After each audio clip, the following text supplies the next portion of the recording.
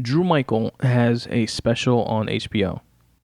Notice how I didn't call it a comedy special, even though it's under the comedy section and it is a stand-up comedy set.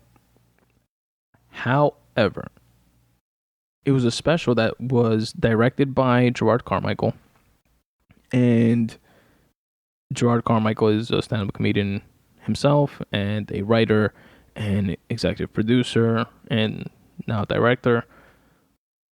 He had the Carmichael Show, which was fantastic. Only had 3 seasons before it was canceled due to like creative differences with the studio and financial disputes and stuff like that.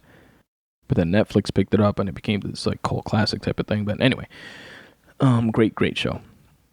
I don't really like very many sitcoms. That's one that I definitely put like towards the top of the list of really good sitcoms. And Carmichael wrote it, created the show and did most, if not all, of the writing supposedly for the show. And it's all his perspective. I like his perspective. I've seen a lot of his interviews and watched his stand-up, like I said, and I enjoy his perspective.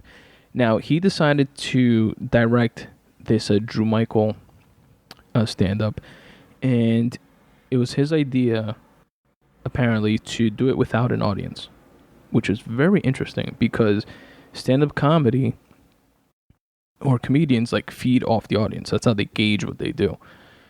And, I've said it before, when you watch a special, on a comedy special, it's not the first time that the person is doing it on stage. It's not, something that they wrote out and then, they memorized and went up and performed like a play.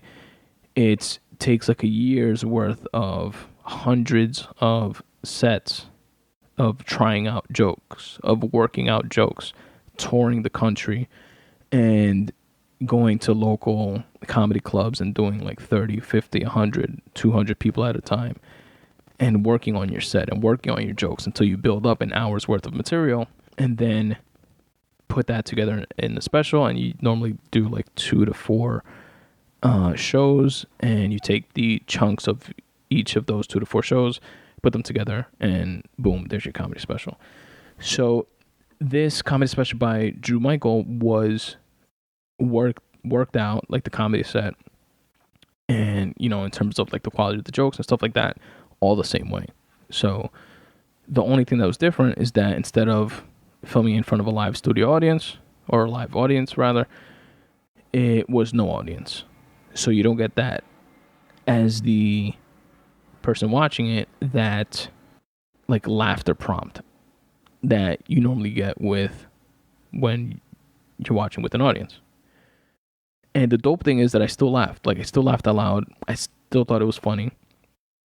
And I hadn't known Drew Michael before this. I hadn't heard of him before this. And a lot of the popularity that it gained was not just because Gerard Michael directed it, but because of this weird idea of a stand-up comedy special without an audience. It was kind of like intriguing to people. And it's one of like the first things everybody that speaks about it mentions, including myself, obviously. But it was so dope how the show still worked, the jokes still worked, and there was also like this, I feel like the introspection of it, it was like an introspective piece, like in terms of like the type of comedy. Drew Michael's very self-deprecating. He's also deaf, which I forgot about, and like I knew it before, and I completely forgot about it while watching it, and I knew it after. I remembered after. And somebody told me, I think it was my brother, told me or mentioned again that he was deaf. And I was like, oh shit, yeah, I forgot about that. And so that's like amazing in and of itself. But I feel that the quietness, like the darkness of like the set and the visual, like the way it was shot, added to the introspective content. It felt like more of a spoken word type of show, like I don't know if you guys remember like Def Poetry Jam from back in the day. Def Poetry, DEF, Russell Simmons' Def Poetry. It seemed like something like that, but funny. And some of those are funny actually too, so I shouldn't say but funny.